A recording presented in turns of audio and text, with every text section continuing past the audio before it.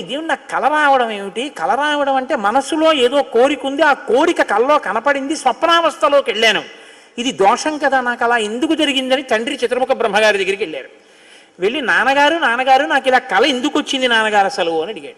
అయితే ఆయన అన్నాడు, నాయనా నీకు ఇలా కల రావడానికి ఒక కారణం ఉంది.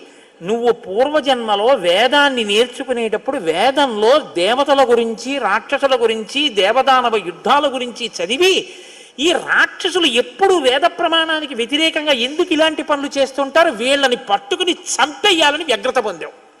ఆ వ్యగ్రత జీవుణ్ణి పట్టుకుంది. అది ఈ జన్మలో బ్రహ్మవేత్తవైనా నీకు ఆ వాసన ఉండిపోయింది. అది ఇప్పుడు కలగా వచ్చింది. అది తీరాలంటే నువ్వు దేవసేనకి అధిపతివి కావాలి. నువ్వు దేవసేనకి అధిపతివై రాక్షసుల్ని సంహరిస్తే ఆ కోరిక తీరుతుంది. అంటే నాన్నగారు నేను దేవాసేనాపతిని కావలసిందేనా ఆయన అన్నాడు చతుర్ముఖ బ్రహ్మగారు. వచ్చేసారు ఆయన.